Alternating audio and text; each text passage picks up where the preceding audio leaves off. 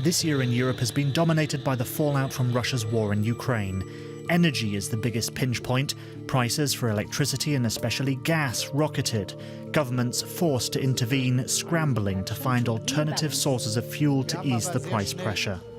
Germany's opened a new liquefied natural gas terminal. Spain's promising a new pipeline. The EU has capped the price of gas. But is it all enough? Or will the move away from Russian energy sources continue to hurt households and businesses well into 2023? Welcome to another DW Business Special, this time about the way ahead in Europe's energy crisis. And let's dig into all of this now with the economist and advisor to the German government, Veronika Grimm. Veronika, thank you very much for joining us today. So just a quick question before we get into all of the weeds of this. How have you personally been affected by all of this? How have you changed your energy use all this year in light of the economic challenges, if at all? Yeah, hello. Nice that you have me. So we changed quite a lot of our behavior at home. So the heating is reduced. We reduced the temperature. We try to heat as little as possible, which is very difficult in those very cold times. And we are driving much less with the car, riding bicycle, going by train. So our behavior changed quite a lot. Yeah, and I think that's reflected among many households in Germany and across Europe at the moment. But I want to look at one of the big changes that came this week with an EU agreement to cap the price of natural gas. One expert I spoke to thinks the cap is a bad idea. Let's take a listen. It's going to work, maybe not, because the objective of the Commission was to try to reduce not only the gas price but the electricity price. But again, we have to understand that we had extreme high prices in this last year because of the ability to market, to mitigate the Russian disruption, and this had guaranteed security of supply. So there is a trade-off here between high prices, increased security of supply, and a cap that could reduce security of supply. So, Veronika, do you agree with that? So he's talking about the trade-offs here between security of supply and also he claimed in that interview that this is just a market-distorting move. Do you agree with him? After all, the German government was initially very resistant to the idea, even though it voted for it in the end. Yeah, I am also very skeptical. By having a price cap, in principle, you reduce the gas available to Europe.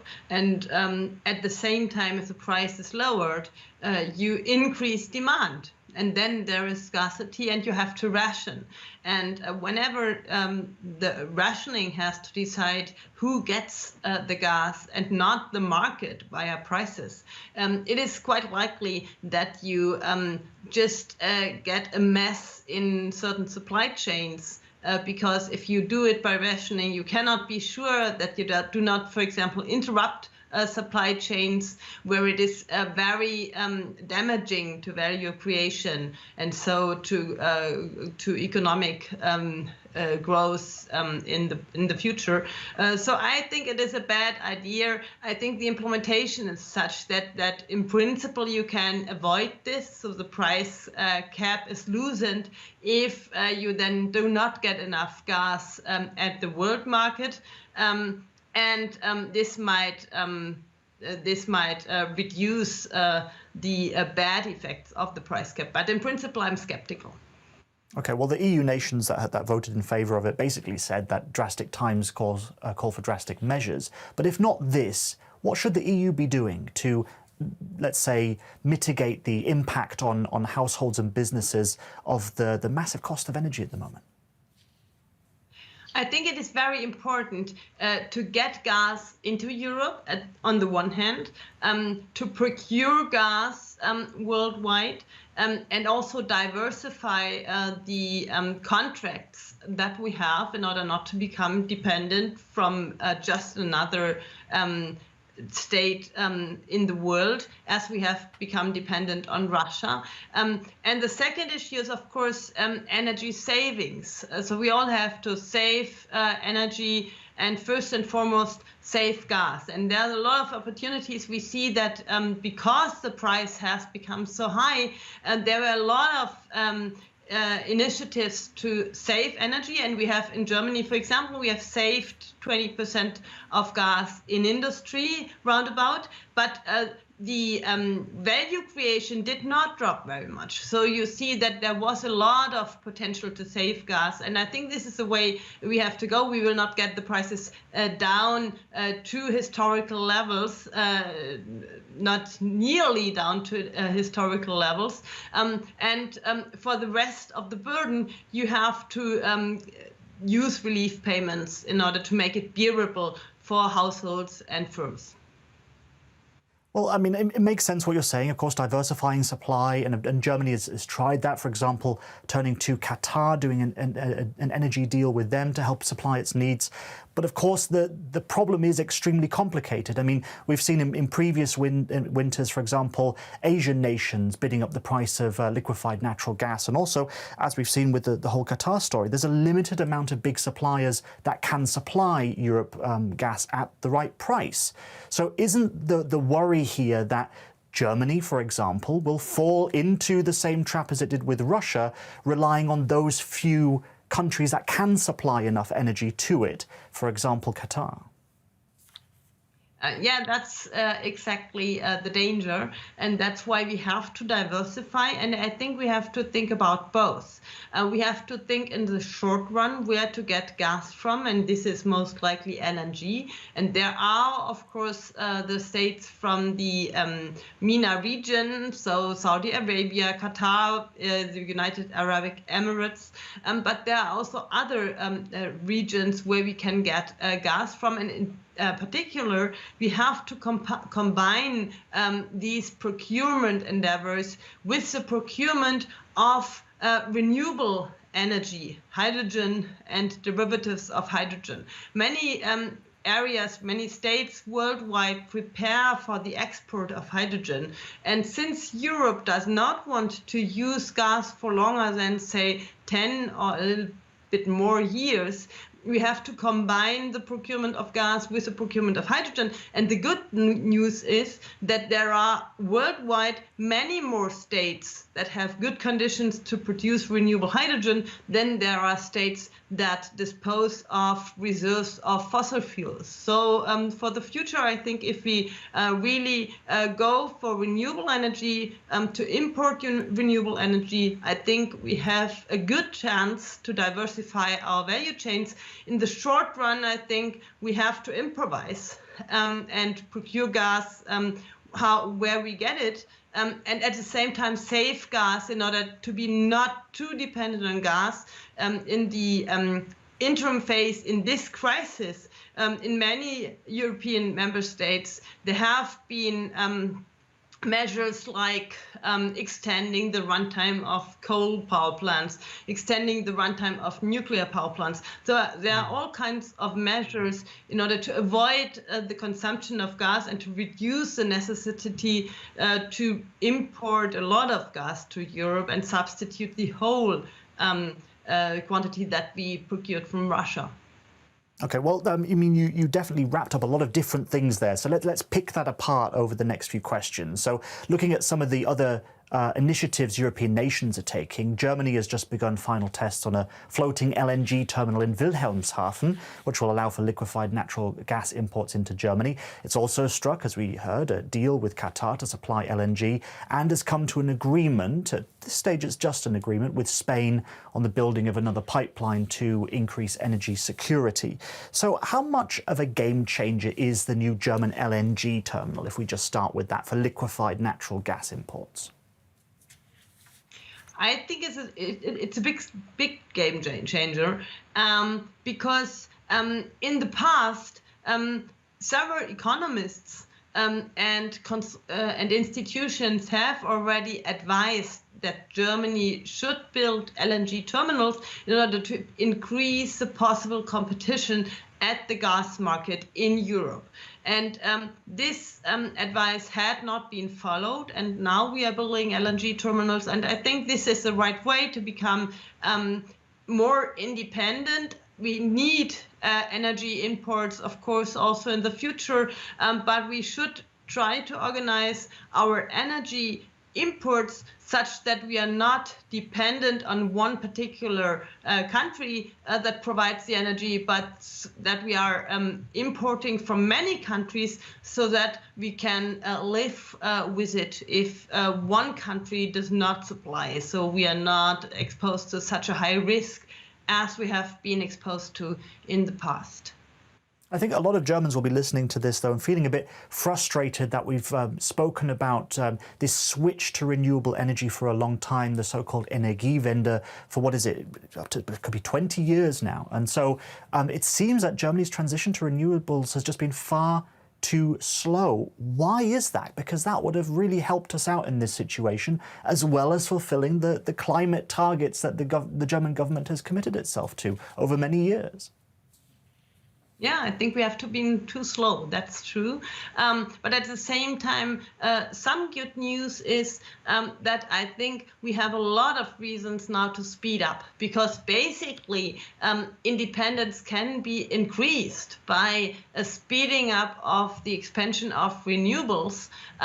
The plan is to be 4 times as fast in the future as we have been in the past. So if we reach that, we are at the end of this decade in a position where we really are less dependent on energy imports, and I hope we get there quite soon. In the meantime, so the ramp up can of course be not from today to tomorrow. So in the meantime, we have to improvise, and we have also to focus on not only the renewable energy plants, but also on the network for electricity in order to distribute the electricity all around Europe, and also on the networks for the distribution of hydrogen, because we have to import first, of course, LNG, but then later on hydrogen and renewable energy carriers, which are climate neutral or more climate friendly.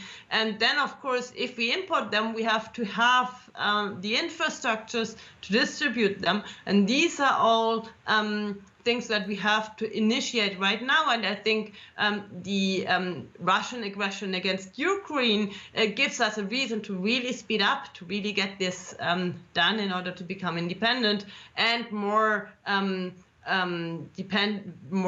based on renewable energies in Germany and all over Europe, of course.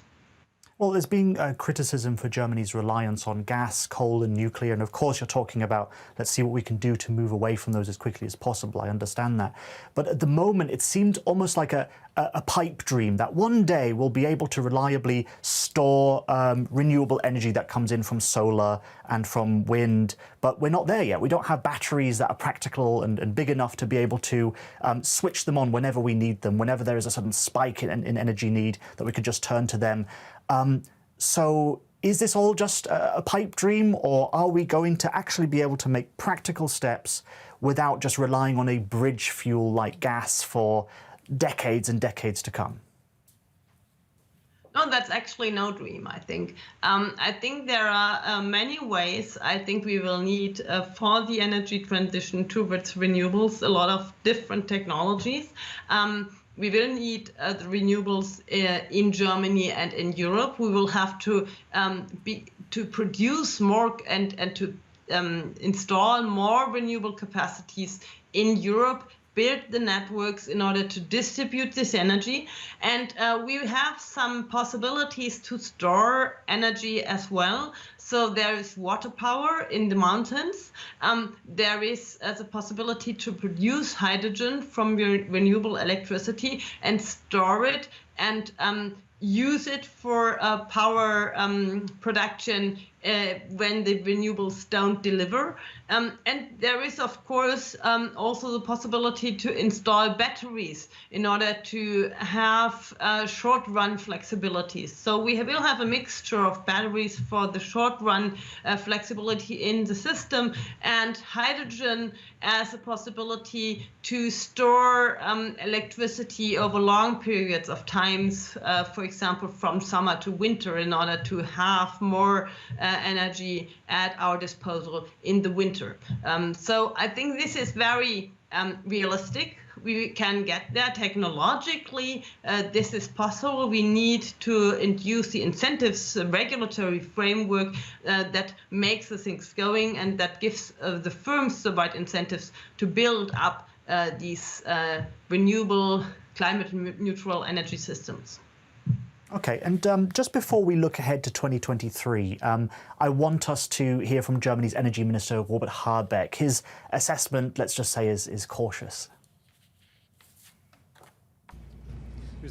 We're far from out of the woods. The gas supply in Germany is assured for this winter, provided that Germans' saving efforts and endeavours hold up.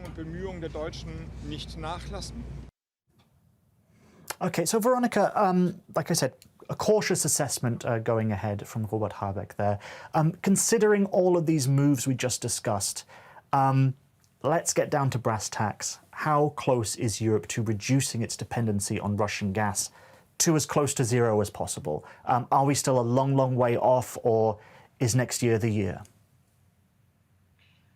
I think first and foremost, we have to see that we are not through after this winter, but the next winter will be much harder.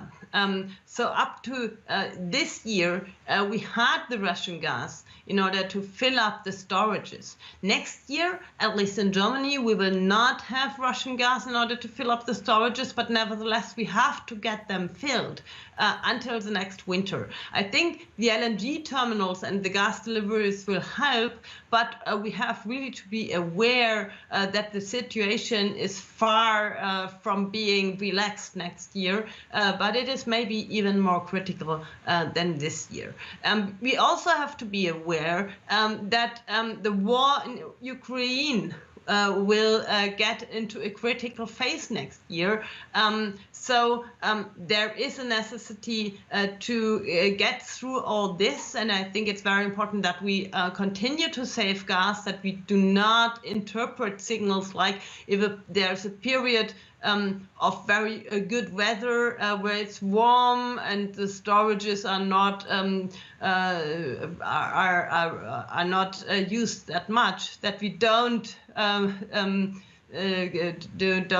lose our motivation. But I think it's very important to tell the people that the motivation has to continue actually until maybe the spring of 24. I think then we have the chance to be a little bit through this very dense energy situation.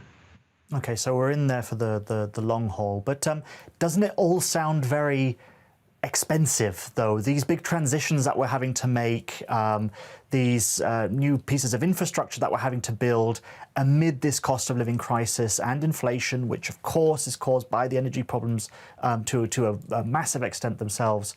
Can we afford it in these times to do all that we need to do? How are governments going to balance the books in this case? Yeah, I think we have to afford it. I mean, we have seen by the Russian aggression on Ukraine that we are in a very critical situation, and the energy dependencies that we are struggling with at the moment are not the only dependencies. We have to see that this is only the beginning of getting less dependent, making our value chains less dependent. This concerns our trade relations. There we are very dependent on China. This concerns the dependencies with respect to critical raw materials. Without critical raw materials like rare earths or other raw materials, we will not succeed in our energy transition. So I think we really have to see that we have to get through this. And the most important issue is that we get through this, that we come out of this strong, and that we can support Ukraine in their war against Russia, because the worst case would be if Ukraine would not succeed, and this would be much more damaging for Europe and much more costly for Europe in terms of peace, in terms of lives, and in terms of course, also economic variables. And I think we have to see that we have to get through this, and we have to become independent in the world that now is forming a world where more might is important than rules among some states. It is very important to get a setup that is strong, independent, and where we control our economic relations, not only in economic terms, but also in security terms. Okay, one last question for you. Let's end on a high note. What are you optimistic about for Germany, the European economy in 2023? I'm quite optimistic that we have the economic strength to get all through this. I think what we have to work at is to get the right mindset, because the world really has changed in the year of 2022, and I think we have to realize this, and I think it is wrong and not realistic to expect that it goes on like this after this crisis, but the world has really changed, and we have to set up our economies in a different way in order to sustain in the world that is now real. But I'm pretty sure that we can do this. So the German population has shown to be strong in this crisis. They reacted quite intensively, saved energy, supported Ukraine, and I think we get through this. And I'm pretty optimistic that Europe will grow due to this crisis. That's great. That's a fantastic, positive way to end. And thank you, Veronika Grimm, for breaking all of that down for us. It's always a pleasure to hear from you on this fantastic insights. And thank you for watching. And while you're here, why not check out some other great videos, some business videos, of course, from DW News here on our YouTube channel. Thanks for watching.